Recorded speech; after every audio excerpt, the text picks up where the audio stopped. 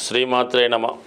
ఈ వీడియోలో మనం డిసెంబర్ 15 నుంచి 21 మధ్యలో కుంభరాశి వారికి జరగబోయే వార ఫలాలు తెలుసుకుందాం. మరి కుంభరాశి వారికి ఈ వార ప్రారంభంలో లాభస్థానంలోకి రవిగ్రహం రావడం జరిగింది.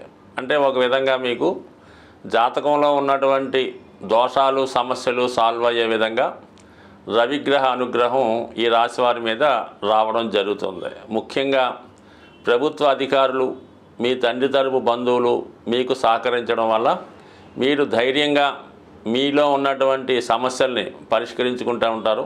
కొంత ధైర్యం మీకు రావడం వల్ల ఏంటంటే ఎంత గొప్పవారినైనా గొప్ప విషయాన్నైనా ధైర్యంగా ఎదుర్కొని దాన్ని సునాయాసంగా పరిష్కరించడం జరుగుతూ ఉంటుంది.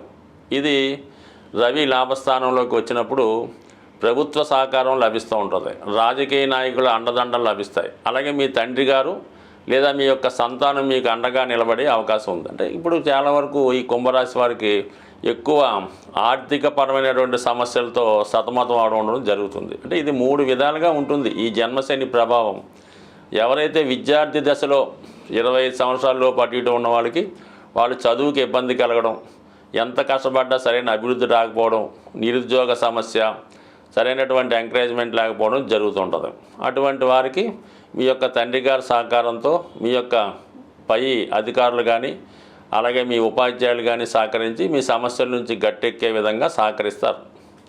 అలాగే మీరు మిడిల్ ఏజ్లో ఉన్న వాళ్ళకి 45, 50, 55 మధ్యలో ఉన్న వారికి పిల్లల యొక్క పెళ్ళిళ్ళు, రుణభారాలు, ఉద్యోగంలో ఇబ్బందులు, ఏదో విధంగా సమస్యలు ఎదుర్కోవడం, బ్యాడ్ నేము, కుటుంబ సభ్యులు మిమ్మల్ని పక్కన పెట్టడం, ఏ విషయం మిమ్మల్ని చెప్పకుండా వాళ్ళు స్వతంత్రంగా ప్రవర్తించడం, ప్రతిదానికి అవమానపరచడం జరుగుతూ ఉంటుంది. అటువంటి వాళ్ళకి కంపల్సరీగా మీ మీద ఉన్నటువంటి ఎలిగేషన్స్ అవి సాల్వ్ అయ్యి మీరు నిజాయితీగా ఉన్నారనుకుంటారు. ఒక పోగొట్టుకున్న ఉద్యోగం కానీ పోగొట్టుకున్న బంధుత్వం కానీ తిరిగి సంపాదించి మళ్ళీ పూర్వవైభవం వచ్చే విధంగా ఈ గ్రహస్థితి మీకు సహకరించడం జరుగుతూ ఉంటుంది. అదే ఎవరైతే ఓల్డ్ ఏజ్లో ఉన్నారో వాళ్ళు ఏదో బెడ్ రిటర్న్గా ఉండడమో, నడవలేని స్థితిలో ఉండడమో, ఇతరుల మీద ఆధారపడడం జరుగుతూ ఉంటుంది. మరి అటువంటి వారు కొంతకాలంగా సరైనటువంటి ఆదరణ లేక ఏకాకిగా ఒంటరిగా జీవించడం జరుగుతూ ఉంటాయి. అటువంటి వారికి మీ పిల్లలు కానీ మనవలు కానీ ఎవరో ఒకరు ఆదరించడం కానీ, లేదంటే ఒక ప్రభుత్వ సహకారం రావడం కానీ, పెన్షన్ రావడం వల్ల మీరు కొంతవరకు కొంతలో కొంత ధైర్యాన్ని తెచ్చుకొని మళ్ళీ జీవితాన్ని ముందుకు వెళ్ళే విధంగా ప్రయత్నం చేస్తారు. దీనికి రవి బలము సమకూరుతుంది. అలాగే ఇంచుమించుగా మార్చి నెలాఖరికల్లా ఇప్పుడున్నటువంటి జన్మశని కూడా 2వ స్థానంలోకి వెళ్ళిపోవడం వల్ల చాలా వరకు మీకు ఈ సమస్యల నుంచి బయటపడడానికి గ్రహస్థితి అనుకూలిస్తుంది. అలాగే దశమంలో బుధగ్రహ సంచారం మీకు అదనపు ఆదాయం కలుగుతుంది. అలాగే మంచి కాలక్షేపం చేసే విధంగా ఒక మంచి ఆధ్యాత్మికవేత్త సహకారంతో ఏదైనా ఈ భగవద్గీత, రామాయణమో, భారతం అలాంటి విషయాలు తెలుసుకోవడం కన్నా ఆ విషయాన్ని గ్రహించి మీ జీవితం యొక్క సత్యాన్ని తెలుసుకొని జీవితం అంటే ఇంతే అని తెలుసుకునే విధంగా దాన్ని ఒక కాంప్రమైజ్ ధోరణిలో ముందుకెళ్ళే అవకాశం ఉంటుంది. కాబట్టి మొత్తం మీద ఏంటంటే అటు వృత్తి వ్యాపారాల్లో అభివృద్ధి కలుగుతుంది. అలాగే కొత్త విషయాలు తెలుసుకుంటారు. అలాగే మీరు కూడా 10 మందిని మంచి మార్గంలో పెట్టే విధంగా మీ అనుభవాన్ని వాళ్ళకి చెప్పడం జరుగుతూ ఉంటుంది. శుక్రుడు కూడా 1000 స్థానంలో ఉండడం వల్ల మీ అవసరాలకు తగు విధంగా సహకారం లభిస్తుంది. కొంత సౌకర్యాలు, కంఫర్ట్స్ పెరుగుతాయి.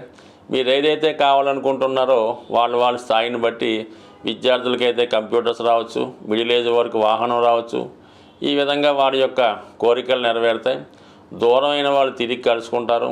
భార్యాభర్తల మధ్య వైవాహిక జీవితం కొంతవరకు కాంప్రమైజ్ దూరంలో వెళ్తూ ఉంటుంది. అంటే ఎప్పుడు ఈ కుంభరాశి వారి యొక్క వివాహ జీవితం కొంతకాలం చాలా బాగుంటుంది, మళ్ళీ ఏదో ఒక ఇబ్బంది వస్తుంటుంది, మళ్ళీ బాగుంటుంది, అది విడిపోదు, కలవదు అన్నట్టుగా ఉంటుంది. కాబట్టి మళ్ళీ ఒక కాంప్రమైజ్కి వచ్చి మళ్ళీ కొంతకాలం పాటు సజావుగా సాగే అవకాశం ఉంటుంది. ప్రస్తుతం ఉన్నటువంటి గ్రహస్థితి చాలా వరకు అనుకూలంగా ఉంది. 4లో ఉన్నటువంటి గురువు కూడా జాతకుడు ఒక ప్రశాంతమైన జీవితాన్ని కోరుకునే విధంగా ఈ గ్రహస్థితి తెలియజేస్తుంది. అంటే కొంతమంది ఏంటంటే ఏదైనా ప్రశాంతంగా ఏదైనా ఆశ్రమంలోనో ఏదైనా పుణ్యక్షేత్రంలోనో కాలక్షేపం చేద్దాం అనుకున్న వారికి కలుగుతుంది. అలాగే విద్యార్థులు కానీ ఏంటంటే ఏదైనా ఒక ఫ్రెండ్ ఇంట్లోనో, ఒక ఆశ్రమంలోనో, లేదంటే ఒక టీచర్ దగ్గర, మాస్టర్ దగ్గర పాఠాలు నేర్చుకుంటూ అక్కడ చదువుకునే విధంగానో, హాస్టల్లో ఉండే విధంగానో అది కొంతవరకు విద్యార్థులు ఏదైనా మొత్తం మీద సొంత గృహంలో కన్నా ఇతర గృహం అనుకూలంగా ఉంటుందని భావించి ఆ విధంగా మీరు ఇతరుల గృహంలో మీ యొక్క ఇంప్రూవ్మెంట్కి కారణం అవుతుంది. అక్కడ కొంత మనశ్శాంతి కూడా రావడం జరుగుతూ ఉంటుంది. అలాగే మరి కొంతమంది ఏదైనా భూమి స్థిరాస్తి గృహం కొనుక్కుందాం అనుకున్న వాళ్ళకి చాలా వరకు శ్రమాంతర విజయంతో మీరు ఏదైనా ఒక ఇన్వెస్ట్మెంట్ చేసే అవకాశం ఉంటుంది.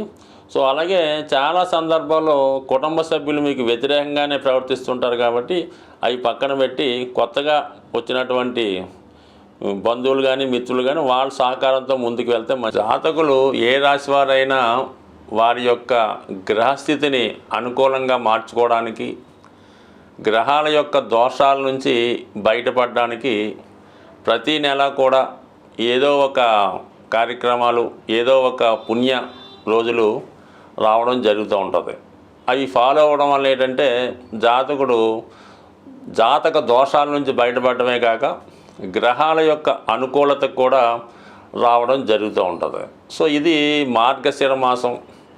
మనకి ఈ మార్గశిర మాసంలో వైష్ణవ దేవాలయాలు, విష్ణుమూర్తి దేవాలయాలు, వెంకటేశ్వర స్వామి దేవాలయాలు దర్శించడం వల్ల జాతకుడు ఎక్కువ ఫలితాన్ని పొందడం జరుగుతూ ఉంటుంది. ముఖ్యంగా విద్యార్థులు, వ్యాపారస్తులకి ఈ మాసంలో మీరు ఏదైనా ఒక వైష్ణవ దేవాలయంలో, వెంకటేశ్వర స్వామి టెంపుల్లో విధి విధానంగా అర్చన చేయించుకోవడం కానీ, ఎక్కువగా స్వామికి ఇష్టమైనటువంటి తులసి దళాలు మాల ఇవ్వడం కానీ, తులసి దళాలతో పూజించడం కానీ చేయడం వల్ల జాతకుడికి అంటే మరి విష్ణు భగవానుడు తలుచుకుంటే అన్ని రకాల సౌకర్యాలు ఇవ్వగలడు. అలాగే జాతకం దోషాలతో సంబంధం లేకుండా ఎంత ఐశ్వర్యాన్ని ఇవ్వడం జరుగుతుంటుంది. కాబట్టి ఈ మాసంలో విష్ణుమూర్తి ఆరాధన అన్నది చాలా ఇంపార్టెంట్గా ఉంటుంది. కనీసం ఒక గురువారం కానీ, ఒక శనివారం కానీ ఈ విధంగా చేసుకోవడం వల్ల జాతకుడు తన దోషాల నుంచి బయటపడతాడు. అయితే ఈ వారంలో మనకి ఈ 18వ తారీఖున అంటే పౌర్ణమి వెళ్ళిన తర్వాత సంకష్టార చతుర్థి రావడం జరుగుతుంది. ఇది విఘ్నేశ్వరుడు సంబంధించింది కాబట్టి అంటే ఏదైనా ఒక దేవుడు కానీ, ఒక దైవం కానీ, ఒక వరం కానీ, ఒక దేవత కానీ, నవగ్రహాలు కానీ జాతకుడికి అనుకూలంగా ఇవ్వాలన్నా, ఒక వరాన్ని ఇవ్వాలన్నా కూడా విఘ్నేశ్వరుడు యొక్క అనుమతి తప్పనిసరిగా ఉండాలి. విఘ్నేశ్వరుడికి అనుమతి లేకుండా ఎవరో ఏ దేవత కూడా జాతకుడిని అనుగ్రహించలేదు. అలాగే జాతకుడు కూడా ఫలితాన్ని పొందలేకపోతుంటాడు. అందుకని భగవంతుడు ఇచ్చినవి మనకు పొందాలంటే కంపల్సరీగా విఘ్నేశ్వర ఆరాధన తప్పనిసరి. మరి ఈ నెలలో వస్తున్నటువంటి సంకష్టాల చతుర్థి రోజు మరి విధి విధానంగా వినాయకుడిని గరికతో అర్చించడం కానీ, ఉండ్రాళ్ళతో హోమం చేయడం కానీ, అంటే సాధారణంగా ఉదయం పూట చాలా దేవాలయాల్లో హోమం చేస్తూ ఉంటారు. ఈవినింగ్ మరి సాయంకాలంలో అభిషేకం చేయడం జరుగుతూ ఉంటుంది. ఈ అభిషేకం చూడడం వల్ల కూడా దోష పరిహారం అవుతుంది కాబట్టి చేయలేని వారు అభిషేకాన్ని వీక్షించడం, అది కుదరని వారు ఇంట్లో గణపతి ఫోటో ముందు గరికతో కనీసం అష్టోత్తరంతో పూజ చేసుకున్న శీఘ్రంగా చిన్నగా పూజ చేసిన కేవలం సంకల్పం మాత్రాన అనుగ్రహించే దేవత